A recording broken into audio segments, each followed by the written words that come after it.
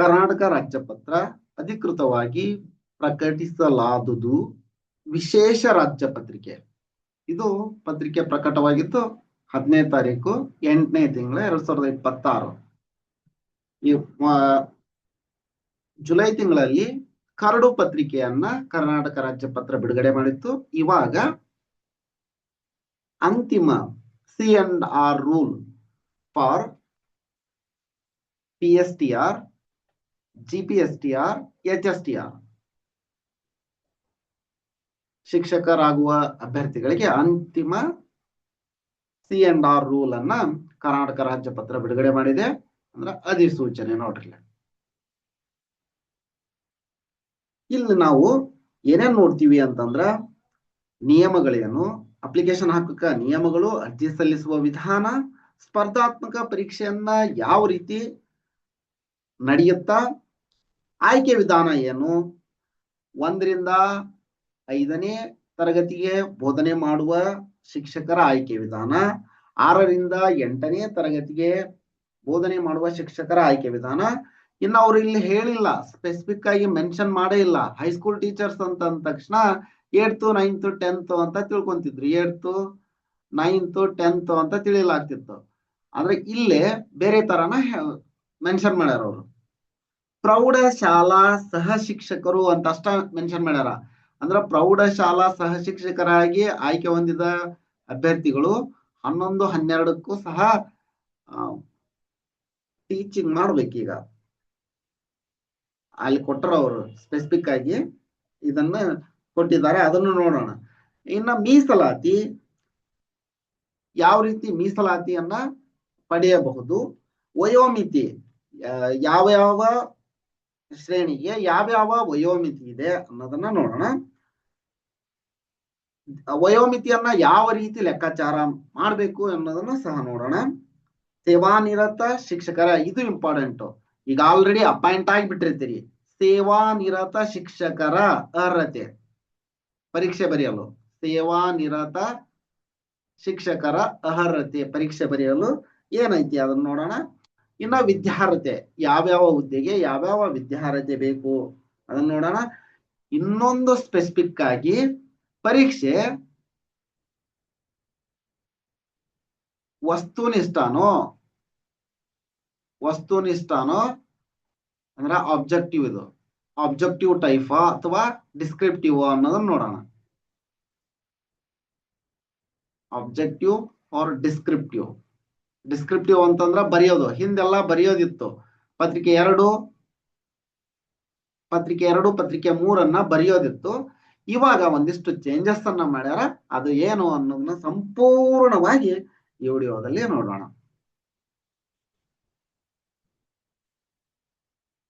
ನೋಡ್ರಿ, ಪ್ರಕಟಣೆ ದಿನಾಂಕದಿಂದ 5ನೇ ದಿನದೊಳಗೆ ಆಕ್ಷೇಪಣೆಗಳನ್ನು ಸಲ್ಲಿಸಲು ಕೇಳಿದ್ರು. ಆಕ್ಷೇಪಣೆ ಪಡ್ಕೊಂಡು ಈಗ ಇದನ್ನ ಬಿಟ್ಟಿದ್ದಾರೆ. 14/7/2026 ಕರಡನ್ನ ಬಿಟ್ಟಿದ್ರು, ಕರಡು ನಿಯಮಗಳನ್ನ. ಈಗ ಇದು ಅಂತಿಮ ನಿಯಮಗಳು, ಸರಿನಾ? ನಿಯಮಗಳು ಏನೇನದವು? ಶೀರ್ಷಿಕೆ ಪ್ರಾರಂಭ ಮತ್ತು ಅನ್ವಯ. ನಿಯಮಗಳನ್ನ ಕರ್ನಾಟಕ ಶಿಕ್ಷಣ ಇಲಾಖೆ ಸೇವೆಗಳು ಅಂದ್ರ ಸಾರ್ವಜನಿಕ ಶಿಕ್ಷಣ ಇಲಾಖೆ ಕೆಲವು ಬೋಧನಾ ಹುದ್ದೆಗಳ ನೇಮಕಾತಿ ವಿಶೇಷ ನಿಯಮಗಳು 2026 ಎಂದು ಕರೆಯತಕ್ಕದ್ದು. ಇವು ಎಲ್ಲಾ ಬೋಧನಾ ಹುದ್ದೆಗಳಿಗೂ ಇದೇ ನಿಯಮಗಳು ಅಂತ ಅಲ್ಲ. ಇಲ್ಲಿ ಕರೆದಾರಲ್ಲ, ಇದಕ್ ಮಾತ್ರ ಇದು. ಈ ನಿಯಮಗಳು ಕರ್ನಾಟಕ ರಾಜ್ಯಪತ್ರದಲ್ಲಿ ಪ್ರಕಟಗೊಂಡ ದಿನಾಂಕದಿಂದ ಜಾರಿಯಾಗತಕ್ಕದ್ದು. ಓಕೆ.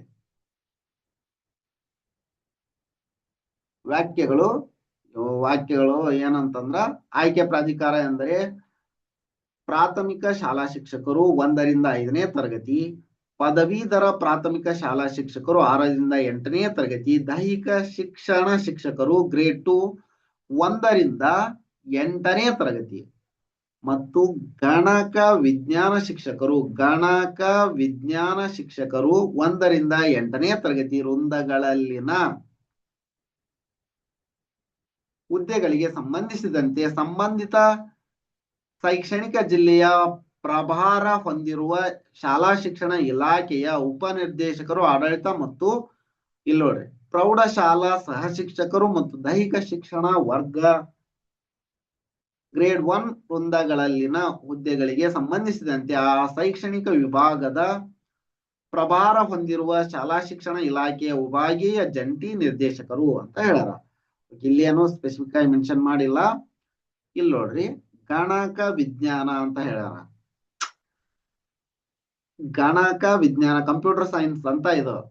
ವಿಜ್ಞಾನ ಅಂತ ಬಂದ್ರೆ ಮತ್ ಬಯಾಲಜಿಕಲ್ ಸೈನ್ಸ್ ಆ ತರ ತಗೊಳ್ಳಲ್ಲ, ಬಾಟ್ನಿ ಜುವಾಲಜಿ ಅದು ಅಲ್ಲ. ಗಣಕ ವಿಜ್ಞಾನ ಕಂಪ್ಯೂಟರ್ ಸೈನ್ಸ್ ಶಿಕ್ಷಕರು. ಇದು ಅನುಸೂಚಿ ಎಂದರೆ ನಿಯಮಗಳಿಗೆ ಲಗತ್ತಿಸಲಾದ ಅನುಸೂಚಿ. ಪರೀಕ್ಷಾ ಪ್ರಾಧಿಕಾರ ಇವ್ರನ್ನೆಲ್ಲ ಶಾಲಾ ಆಯುಕ್ತರು ಶಾಲಾ ಶಿಕ್ಷಣ ಇಲಾಖೆ ಅಧ್ಯಕ್ಷರಾಗಿರ್ತಾರ. ಮತ್ತ ಇನ್ನುಳಿದಂತೆ 16 ಸದಸ್ಯರು ಇರ್ತಾರ. ಅಲ್ಲಿ ಆಯುಕ್ತರು ನಾಮನಿರ್ದೇಶನ ಮಾಡುವ ಜಿಲ್ಲಾ ದೈಹಿಕ ಶಿಕ್ಷಣಾಧಿಕಾರಿ ಇರ್ತಾರ. ಅರ್ಜಿಗಳನ್ನ ಆಹ್ವಾನಿಸುವುದು ಯಾವ ತರ ನೋಡ್ರಿ. ನೇಮಕಾತಿ ಪ್ರಾಧಿಕಾರವು ಅರ್ಹತೆ ಷರತ್ತುಗಳನ್ನ ಅನ್ವಯವಾಗುವ ಆಯ್ಕೆ ವಿಧಾನ, ಪರೀಕ್ಷೆಗೆ ಪಠ್ಯಕ್ರಮ, ಭರ್ತಿ ಮಾಡಬೇಕಾದ ಖಾಲಿ ಹುದ್ದೆಗಳಿಗೆ ತಾತ್ಕಾಲಿಕ ಸಂಖ್ಯೆಯನ್ನ ಮತ್ತು ರಾಜ್ಯ ಪತ್ರದಲ್ಲಿ ಪ್ರಕಟಿಸುವ ಮೂಲಕ ಅರ್ಹ ಅಭ್ಯರ್ಥಿಗಳಿಂದ ಅರ್ಜಿಗಳನ್ನ ಆಹ್ವಾನಿಸಲು ಅಗತ್ಯ ಕ್ರಮಗಳನ್ನ ತೆಗೆದುಕೊಳ್ಳತಕ್ಕದ್ದು. ಅಧಿಸೂಚನೆಯ ಸಂಕ್ಷಿಪ್ತ ವಿವರಗಳುಳ್ಳ ಅಂತಿಮ ಜಾಹೀರಾತುಗಳನ್ನ ಕನ್ನಡ ಮತ್ತು ಆಂಗ್ಲ ಭಾಷೆಯ ಅತ್ಯಧಿಕ ಪ್ರಸಾರವುಳ್ಳ 1ಕ್ಕಿಂತ ಹೆಚ್ಚು ಪತ್ರಿಕೆಗಳಲ್ಲಿ, ಶಾಲಾ ಶಿಕ್ಷಣ ಇಲಾಖೆಯ ವೆಬ್ಸೈಟ್ ನಲ್ಲಿ ಮತ್ತು ಸೂಕ್ತವೆಂದು ಭಾವಿಸುವ ಇತರ ಪ್ರಚಾರ ಮಾಧ್ಯಮಗಳಲ್ಲಿ ಪ್ರಕಟಿಸಬೇಕು. ಇದನ್ನು ಇನ್ನು ಪ್ರಕಟ ಆಗತ್ತ ಪತ್ರಿಕೆಗಳಲ್ಲಿ ಬಂದಿರತ್ತ. ಈಗ ಇವತ್ತು ನೋಡ್ರಿ ಬಂದಿರತ್ತ. ಸ್ಪರ್ಧಾತ್ಮಕ ಪರೀಕ್ಷೆ ನಡೆಸುವುದು. ಪರೀಕ್ಷಾ ಪ್ರಾಧಿಕಾರವು ಅಭ್ಯರ್ಥಿಗಳ ಆಯ್ಕೆಗೆ ಸ್ಪರ್ಧಾತ್ಮಕ ಪರೀಕ್ಷೆಯನ್ನ ಈ ನಿಯಮಗಳ ಉಪಬಂಧಗಳಿಗೆ ಅನುಸಾರವಾಗಿ ನಡೆಸತಕ್ಕದ್ದು. ಪರೀಕ್ಷಾ ವಿಧಾನ ಹೆಂಗಿರುತ್ತಂದ್ರ ಎಲ್ಲಾ ಜಿಲ್ಲಾ ಕೇಂದ್ರಗಳಲ್ಲಿ ಏಕಕಾಲದಲ್ಲಿ ಪ್ರತಿಯೊಂದು ವೃಂದಕ್ಕೂ ಸ್ಪರ್ಧಾತ್ಮಕ ಪರೀಕ್ಷೆಯನ್ನ ನೋಡ್ರಿ, ಪ್ರತಿಯೊಂದು ವೃಂದಕ್ಕೂ ಅಂತ ಹೇಳ್ಯಾರ. ಅಂದ್ರ ಈಗ ಒಬ್ಬ ಅಭ್ಯರ್ಥಿ PSTಗೂ ಎಲಿಜಿಬಲ್ ಇರ್ತಾರ, GPSTRಗೂ ಎಲಿಜಿಬಲ್, PSTRಗೂ ಎಲಿಜಿಬಲ್ ಅದಾರ, GPSTRಗೂ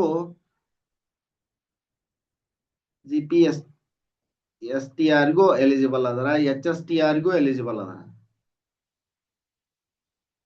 ಏಕಕಾಲದಲ್ಲಿ ಪತ್ರಿಕೆ ನಡೀತಾ ಅಂದ್ರ ಆ ಅಭ್ಯರ್ಥಿ HSTR ಬರಿಬಹುದು, ಇಲ್ಲ GPSTR ಬರಿಬಹುದು, ಇಲ್ಲ ಇದ್ರೊಳಗೆ ಬರಿಬಹುದು. ಇದನ್ನ ಸ್ವಲ್ಪ ಏನಾದ್ರು ಮಾಡ್ಬೇಕಾಗಿತ್ತು ಅವರು. ಪರೀಕ್ಷೆಯನ್ನ ನಡೆಸತಕ್ಕದ್ದು. ಪರೀಕ್ಷಾ ಪದ್ಧತಿ ಸೂಚಿಯನ್ನ ಅನುಸೂಚಿ 2ರಲ್ಲಿ ನಿರ್ದಿಷ್ಟಪಡಿಸಲಾಗಿದೆ. ಪರೀಕ್ಷಾ ಮಾಧ್ಯಮ ಕನ್ನಡ ಮತ್ತು ಆಂಗ್ಲದಲ್ಲಿ ಇರುತ್ತ. ಇದು ಯಾಕ ಸರಿ ಅನ್ನಿಸ್ಲಿಲ್ಲ. PSTRಗೆ ಒಂದ್ಸರಿ ನಡೆಸ್ಬೇಕು, GPSTRಗೆ ಒಂದ್ಸರಿ ನಡೆಸ್ಬೇಕು, HSTRಗೆ ಒಂದ್ಸರಿ ನಡೆಸಿದ್ರೆ ಚೆನ್ನಾಗಿರ್ತಿತ್ತು ಅಂತ. ಇದು ನನ್ನ ಒಪಿನಿಯನ್. ನಿಮ್ಮ ಒಪಿನಿಯನ್ ಏನಾಗೈತೆ ಅನ್ನೋದನ್ನ ಕಮೆಂಟ್ ಬಾಕ್ಸ್ ನಲ್ಲಿ ತಿಳಿಸ್ರಿ, ನೋಡೋಣ. ಅಭ್ಯರ್ಥಿಯು ಯಾವುದೇ ಮೀಸಲಾತಿ ವರ್ಗಕ್ಕೆ ಸೇರಿದವರಾಗಿದ್ದರೂ ಆಯ್ಕೆಗೆ ಪರಿಗಣಿಸಲ್ಪಡುವ ಅರ್ಹರಾಗಲು ಸ್ಪರ್ಧಾತ್ಮಕ ಪರೀಕ್ಷೆಯ ಪ್ರತಿಯೊಂದು ಪತ್ರಿಕೆಯಲ್ಲಿ ಕನಿಷ್ಠ 35% ಅಂಕಗಳನ್ನ ಪಡೆದಿರಬೇಕು. ಇಲ್ಲಿ ಕನಿಷ್ಠ ಅಂಕ 35% ಪಡೆಯಲೇಬೇಕು ಯಾವುದೇ ಮೀಸಲಾತಿ ವರ್ಗಕ್ಕೆ ಸೇರಿದವರಾಗಿದ್ರು. ಆಯ್ಕೆ ವಿಧಾನ. ಆಯ್ಕೆ ಪ್ರಾಧಿಕಾರವು ಪ್ರಾಥಮಿಕ ಶಿಕ್ಷಕರು ಅಂದ್ರೆ PST ಅವ್ರದ್ದು 1ರಿಂದ 5ನೇ ತರಗತಿ, ಪದವೀಧರ ಪ್ರಾಥಮಿಕ ಶಾಲಾ ಶಿಕ್ಷಕರು 6ರಿಂದ 8, ದೈಹಿಕ ಶಿಕ್ಷಣ ಶಿಕ್ಷಕರು ಗ್ರೇಡ್ 2 ಮತ್ತು ಗಣಕ ವಿಜ್ಞಾನ ಕಂಪ್ಯೂಟರ್ ಸೈನ್ಸ್ ಶಿಕ್ಷಕರು ಇದು 1ರಿಂದ 8ನೇ ತರಗತಿ ಹುದ್ದೆಗಳಿಗೆ ಆಯ್ಕೆ ಮಾಡಲು ಆಯಾ ಹುದ್ದೆಗಳಿಗೆ ಅರ್ಹ ಅಭ್ಯರ್ಥಿಗಳ ಪ್ರತ್ಯೇಕ ಅರ್ಹತಾ ಪಟ್ಟಿಯನ್ನ ಸಿದ್ಧಪಡಿಸಬೇಕು. ಆಯ್ಕೆ ಪ್ರಾಧಿಕಾರವು ಅಧಿಸೂಚನೆ ಮಾಡಲಾದ ಆಯಾ ವಿಷಯವಾರು, ಮಾಧ್ಯಮವಾರು ಮತ್ತು ವರ್ಗವಾರು ಹುದ್ದೆಗಳಿಗೆ ನಿಗದಿಪಡಿಸಿದ ಸ್ಪರ್ಧಾತ್ಮಕ ಪರೀಕ್ಷೆ, ಶಿಕ್ಷಕರ ಅರ್ಹತಾ ಪರೀಕ್ಷೆ, ಸ್ಪರ್ಧಾತ್ಮಕ ಪರೀಕ್ಷೆ, ಶಿಕ್ಷಕರ ಅರ್ಹತಾ ಪರೀಕ್ಷೆ ಮತ್ತು ಶಿಕ್ಷಕರ ಶಿಕ್ಷಣ ಕೋರ್ಸ್ನಲ್ಲಿ ಪಡೆದ ಅಂಕಗಳನ್ನ ಅನುಪಾತದ ನಿಗದಿತ ಮಾದರಿಯ ವೇಟೇಜ್ ಅನುಸರಿಸಿ ಡಿರೈವ್ಡ್ ಪರ್ಸೆಂಟೇಜ್ ಲೆಕ್ಕ ಹಾಕಿದ ಶೇಕಡಾವಾರು ಆಧಾರದ ಮೇಲೆ ಆಯ್ಕೆಗೆ ಅರ್ಹತಾ ಪಟ್ಟಿಯನ್ನ ತಯಾರಿಸತಕ್ಕದ್ದು. ಇಲ್ಲಿ ಕೊಟ್ಟರು ನೋಡ್ರಿ, ವೇಟೇಜ್ ಪ್ರಾಥಮಿಕ ಶಾಲಾ ಶಿಕ್ಷಕರ ಅಂದ್ರ 1 ರಿಂದ 5ನೇ ತರಗತಿಗೆ ಸ್ಪರ್ಧಾತ್ಮಕ ಪರೀಕ್ಷೆಯಲ್ಲಿ ಪಡೆದ ಅಂಕಗಳು ಸಿಇಟಿ 70% ಇರುತ್ತಾ. ಶಿಕ್ಷಕರ ಅರ್ಹತಾ ಪರೀಕ್ಷೆಯಲ್ಲಿ ಅಂದ್ರೆ 70% ವೇಟೇಜ್ ಅನ್ನ ತಗೋತಾರ. ನೀವೆಷ್ಟು ಮಿನಿಮಮ್ ಸ್ಪರ್ಧಾತ್ಮಕ ಪರೀಕ್ಷೆಯಲ್ಲಿ 35% ಪಡೆದ್ರೆ ಮಾತ್ರ ತೇರ್ಗಡೆ. ನೀವು 35 ತಗೊಂಡಿದ್ರಿ ಅಂದ್ರ ಅದ್ರ 70% ಎಷ್ಟಾಗತ್ತಾ ಹಂಗ ಲೆಕ್ಕ ಹಾಕ್ತಾರ. ಶಿಕ್ಷಕರ ಅರ್ಹತಾ ಪರೀಕ್ಷೆಯಲ್ಲಿ ಪಡೆದ ಅಂಕಗಳು 20%. ಶಿಕ್ಷಕರ ಅರ್ಹತಾ ಪರೀಕ್ಷೆ ಟಿಇಟಿ ಸಾಮಾನ್ಯವಾಗಿ 150 ಮಾರ್ಕ್ಸ್ ಇರುತ್ತ. ಅಲ್ಲೇ ನೀವು ಎಷ್ಟು ಅಂಕ ತಗೊಂಡಿರಿ ಅದರ ಮೇಲೆ ಪರ್ಸೆಂಟೇಜ್ ತಗೊಂತಾರ. ಪಿಯುಸಿ ತತ್ಸಮಾನ ಪರೀಕ್ಷೆಯಲ್ಲಿ ಪಡೆದ ಅಂಕಗಳು 8%. ಶಿಕ್ಷಕರ ಶಿಕ್ಷಣ ಕೋರ್ಸ್ ನಲ್ಲಿ ಪಡೆದ ಅಂಕಗಳು 2%. ಈ ತರ ವೇಟೇಜ್ ಅನ್ನ ತಗೋತಾರ. ಇನ್ನ ಇಲ್ಲಿ ನೋಡ್ರಿ, 4 ವರ್ಷಗಳ ಶಿಕ್ಷಕರ ಶಿಕ್ಷಣ ಪದವಿ ಹೊಂದಿದ ಅಭ್ಯರ್ಥಿಗಳು ಟಿಇಟಿ ಸೇಮ್ ಐತಿ. ಇಲ್ಲೇ ಎರಡನ್ನು ಸೇರ್ಸ್ಯಾರ ಅಷ್ಟ. ಪಿಯುಸಿ ಶಿಕ್ಷಕರ ಶಿಕ್ಷಣ ಕೋರ್ಸ್ ಇತ್ತಲ್ಲ ಅದನ್ನ ಸೇರಿಸಿ 10% ಮಾಡ್ಯಾರ. ಇನ್ನ ಪದವೀಧರ ಪ್ರಾಥಮಿಕ ಶಾಲಾ ಶಿಕ್ಷಕರು 6 ರಿಂದ 8ನೇ ತರಗತಿಯೊಳಗ ವೇಟೇಜ್ ಸಿಇಟಿ 70, ಟಿಇಟಿ 20% ಸೇಮ್ ಐತಿ. ಇಲ್ಲೇ ಅಲ್ಲಿ ಪಿಯುಸಿ ಒಳಗ್ ತಗೊಂಡಿದ್ರು PSTಗೆ, ಇಲ್ಲೇ BA ತಗೊಂಡ್ರ. BA BSc ಇದೆ, BBA BCom ಆ ತರ ಡಿಗ್ರಿ ತಗೊಂಡ್ರ. ಶಿಕ್ಷಣ ಕೋರ್ಸ್ ನಲ್ಲಿ ಪಡೆದ ಅಂಕಗಳು 2%. ಅಂದ್ರೆ ಒಟ್ಟು BA ಅಥವಾ BSc BEd ಸೇರಿ 10, 70, 20, 10 ಈ ತರ 8 + 2 ಅಂತ. ಅಂದ್ರೆ 4 ವರ್ಷದ BA BEd ಮಾಡಿದ್ರ ಆನರ್ಸ್ ಅಂತಾರ. ಆನರ್ಸ್ ಮಾಡಿದ್ರ ಅಂದ್ರ 10% ಆಗತ್ತ. ಅದನ್ನ ಸೇರಿಸ್ಬಿಟ್ರ ಇಲ್ಲ ವೇಟೇಜ್ ಈ ತರ ಐತಿ. ಇನ್ನು ಗಣಕ ವಿಜ್ಞಾನ ಶಿಕ್ಷಕರು ಅವರು ಟಿಇಟಿ ಇಟ್ಟೆ ಅಲ್ಲ ನೋಡ್ರಿ. ಸ್ಪರ್ಧಾತ್ಮಕ ಪರೀಕ್ಷೆಯಲ್ಲಿ ಪಡೆದ ಅಂಕಗಳು ಸಿಇಟಿ 85%. ನಿಗದಿಪಡಿಸಿದ ಪದವಿಯಲ್ಲಿ ಪಡೆದ ಅಂಕಗಳು 15%. ಇವರಿಗೆ ಟಿಇಟಿ ಮ್ಯಾಂಡೇಟರಿ ಮಾಡಿಲ್ಲ ಇನ್ನು. ಕಂಪ್ಯೂಟರ್ ಸೈನ್ಸ್ ಟೀಚರ್ಸ್ಗೆ ಟಿಇಟಿ ಇಲ್ಲ. ಮುಂದೆ ಮಾಡಿದ್ರು ಮಾಡಬಹುದು, ಈ ಪರೀಕ್ಷೆಯಲ್ಲಿ ಇಲ್ಲ. ಕಂಪ್ಯೂಟರ್ ಸೈನ್ಸ್ನವ್ರಿಗೆ ಒಂದು ಒಳ್ಳೆ ಸುವರ್ಣ ಅವಕಾಶ ಸಿಕ್ಕೈತೆ ನೋಡ್ರಿ, ಯೂಸ್ ಮಾಡ್ಕೋಬೇಕು ಇದನ್ನ ಅವರು. ಗ್ರೇಡ್ 2 ಶಿಕ್ಷಕರು 1 ರಿಂದ 8ನೇ ತರಗತಿ ಪಿಯುಸಿ ತತ್ಸಮಾನ ಪರೀಕ್ಷೆಯಲ್ಲಿ ಪಡೆದ ಅಂಕಗಳು 10%, ಸಿಇಟಿಯಲ್ಲಿ 85%, ದೈಹಿಕ ಶಿಕ್ಷಣ ಸರ್ಟಿಫಿಕೇಟ್ ಡಿಪ್ಲೊಮಾದಲ್ಲಿ ಪಡೆದ ಅಂಕಗಳು 2%. ಇಲ್ಲೇ ಸ್ಪ್ಲಿಟ್ ಮಾಡ್ಯಾರ ಅಷ್ಟ. ಇವ್ರಿಗೆ ಪದವಿಯಲ್ಲಿ ಪಡೆದ ಅಂಕಗಳು ಇಲ್ಲೇ ಅವ್ರದ್ದು ಡಿಪಿಎಡ್ ಮುಗಿದಿರುತ್ತಲ್ಲ ಅವ್ರದ್ದು, ಅಲ್ಲೇ 2% ತಗೊಂಡ್ರ. 85, ಅವ್ರದ್ದು 15 ಆಗುತ್ತ. ಪ್ರೌಢಶಾಲಾ ಸಹ ಶಿಕ್ಷಕರು ಇವ್ರಿಗೂ ಟಿಇಟಿ ಇಲ್ಲ. ಇಲ್ಲ ಪದವಿಯ ಪರೀಕ್ಷೆಯಲ್ಲಿ ಪಡೆದ ಅಂಕಗಳು 13%. ಶಿಕ್ಷಕರ ಶಿಕ್ಷಣ ಕೋರ್ಸ್ ನಲ್ಲಿ ಪಡೆದ ಅಂಕಗಳು 2%. ಇಲ್ಲಿನೂ ಟಿಇಟಿ ಇಲ್ಲ ಇವ್ರಿಗೀಗ. ಪ್ರೌಢಶಾಲಾ ಸಹ ಶಿಕ್ಷಕರಿಗೆ ಟಿಇಟಿ ಇಲ್ಲ. ಇಲ್ಲಿನೂ 85% ಸಿಇಟಿ. ಇನ್ನುಳಿದಂತೆ ಡಿಇಡಿ ಮತ್ತು ಪದವಿ. ಇದು ಡಿಇಡಿ ಅಥವಾ ಬಿಇಡಿ ಮುಗಿದಿತ್ತಂದ್ರ ಡಿಇಡಿ ಇಲ್ಲ, ಬಿಇಡಿ ಬಿಎಡ್. ದೈಹಿಕ ಶಿಕ್ಷಣ ಶಿಕ್ಷಕರು ಗ್ರೇಡ್ 1 ಅವ್ರದ್ದು ಸೇಮ್ ಇದೆ. 85% ಸಿಇಟಿ, ಪದವಿ 13%. ದೈಹಿಕ ಶಿಕ್ಷಣ ಕೋರ್ಸ್ ನಲ್ಲಿ ಪಡೆದ ಅಂಕಗಳು 2%. ಮೀಸಲಾತಿ ನೇರ ನೇಮಕಾತಿಗಳಿಗೆ ಚಾಲ್ತಿ ಇರುವ ನಿಯಮಗಳಂತೆ ಲಂಬ ಹಾಗೂ ಸಮತಲ ಎರಡೂ ಮೀಸಲಾತಿಗಳ ಹಾರಿಜಾಂಟಲ್ ಅಂಡ್ ವರ್ಟಿಕಲ್ ಮೀಸಲಾತಿ ನೋಡ್ತಾರ. Horizontal and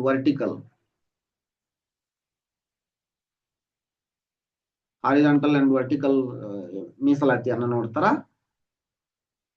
ನೇಮಕಾತಿಗಳಿಗೆ ಅನ್ವಯವಾಗತಕ್ಕದ್ದು. ವಯೋಮಿತಿ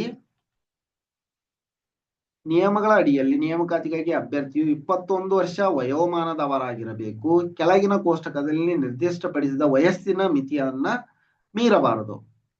ಎಸ್ಸಿ ಪರಿಶಿಷ್ಟ ಪಂಗಡಗಳು, ಪರಿಶಿಷ್ಟ ಜಾತಿಗಳು, ಪರಿಶಿಷ್ಟ ಪಂಗಡಗಳು, ಪ್ರವರ್ಗ 1, ಅಂಗವೈಕಲ್ಯ ಉಳ್ಳ ವ್ಯಕ್ತಿಗಳಿಗೆ 45 ವರ್ಷಗಳು. ಇನ್ನ ಪ್ರವರ್ಗ 2A, 2B, 3A, 3B ಇದವರಿಗೆ 43 ವರ್ಷಗಳು. ಸಾಮಾನ್ಯ ಅರ್ಹತೆ ಸಾಮಾನ್ಯ ಅಭ್ಯರ್ಥಿಗಳಿಗೆ 40 ವರ್ಷಗಳು. ಅರ್ಜಿ ಸ್ವೀಕರಿಸಲು ನಿಗದಿಪಡಿಸಿದ ಕೊನೆಯ ದಿನಾಂಕಕ್ಕೆ ಇರುವಂತೆ ಅಭ್ಯರ್ಥಿಯ ವಯೋಮಾನ ಲೆಕ್ಕಾಚಾರ ಮಾಡತಕ್ಕದ್ದು. ಓಕೆ, ಅಭ್ಯರ್ಥಿಗಳ ಆಯ್ಕೆ ಪಟ್ಟಿ ಈಗ ಹೇಳ್ಯಾರಲ್ಲ ಅದೇ ಪ್ರಕಾರ ಆಯ್ಕೆ ಪಟ್ಟಿಯನ್ನ ಬಿಡುಗಡೆ ಮಾಡ್ತಾರ, ಹೆಚ್ಚುವರಿ ಪಟ್ಟಿಯನ್ನ ಬಿಡುಗಡೆ ಮಾಡ್ತಾರ. ಅಭ್ಯರ್ಥಿಯ ನೇಮಕಾತಿ ಅದೇ ತರ ಆಗತ್ತ. ಸೇವಾ ನಿರತ ಶಿಕ್ಷಕರು, ಇದು ಇಂಪಾರ್ಟೆಂಟ್ ನೋಡ್ರಿ.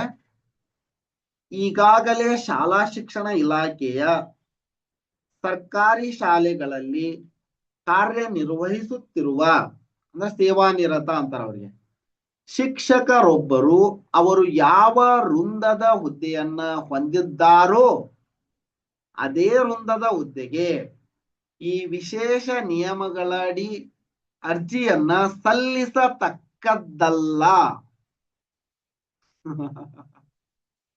ಎಷ್ಟ್ ಚೆನ್ನಾಗಿ ಹೇಳಾರ. ಇದನ್ನ ಕರೆಕ್ಟ್ ಆಗಿ ನೋಡ್ರಿ.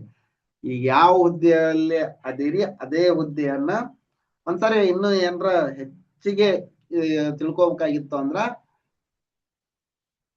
ಅಲ್ಲಿ ಹೆಲ್ಪ್ ಲೈನ್ ನಂಬರ್ ಇರುತ್ತ, ತಗೊಂಡು ಒಂದ್ಸರಿ ಕಾಲ್ ಮಾಡಿ ವಿಚಾರಿಸ್ಕೊಳ್ಳಿ. ಸೇವಾ ನಿರತ ಶಿಕ್ಷಕರು ಈಗ ಇವ್ರಿಗೆ ಏನಿರುತ್ತ,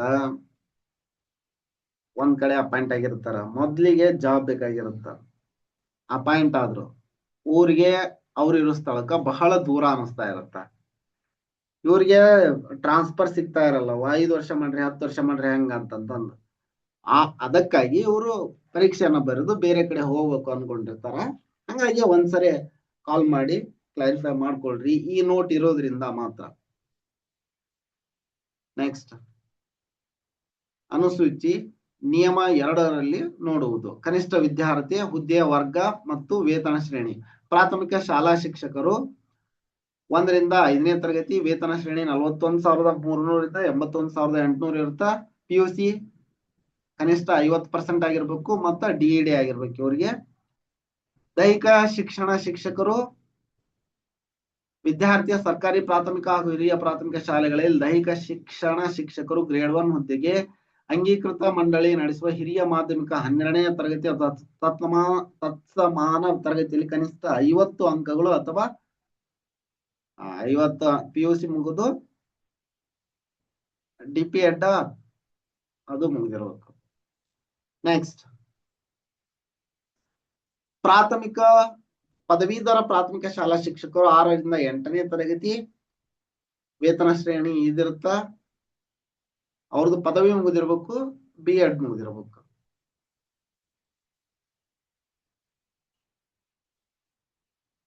PUCಯಲ್ಲಿ ಕನಿಷ್ಠ 50 ಅಂಕಗಳು ಮತ್ತು ಎಲಿಮೆಂಟರಿ ಶಿಕ್ಷಣದಲ್ಲಿ 4 ವರ್ಷಗಳ ಪದವಿ ಅಥವಾ ಶಿಕ್ಷಕರ ಶಿಕ್ಷಣದಲ್ಲಿ 4 ವರ್ಷಗಳ ಪದವಿಯನ್ನ ಮುಗಿಸಿರ್ಬೇಕು ಅಂದ್ರ ಅಥವಾ ನಿಮ್ದು ಕ್ವಾಲಿಫಿಕೇಶನ್ ಅನ್ನು ಸ್ವಲ್ಪ ನೋಡ್ಕೊಳ್ಳಿ.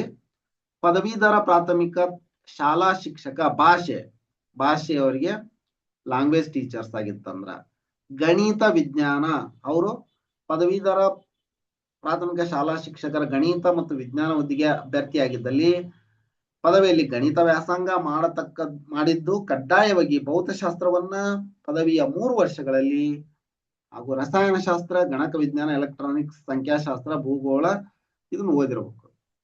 ಪದವೀಧರ ವಿಜ್ಞಾನ ಶಿಕ್ಷಕರ ಜೀವಶಾಸ್ತ್ರ ಆಗಿರ್ಬೇಕಂದ್ರೆ ಬಯಾಲಜಿ ಓದಿರ್ಬೇಕು. ಬಯಾಲಜಿ ಅಂದ್ರೆ ಬಾಟ್ನಿ, ಜುವಾಲಜಿ, ಅದ್ರ ಜೊತೆ ಕೆಮಿಸ್ಟ್ರಿಯನ್ನ ಓದಿರ್ಬೇಕು. ಮತ್ತ ಅದಲ್ಲದೆ ಮೀನುಗಾರಿಕೆ ಈ ತರದ್ದು ಓದಿತ್ತಂದ್ರ ಅವು ಅದಾವು ನೋಡ್ಕೋರಿ ಅದನ್ನೊಂದ್ಸರಿ. ಸಮಾಜ ಪಾಠಗಳು ಅವ್ರಿಗಿನೂ ಒಂದಿಷ್ಟು ಅದಾವು.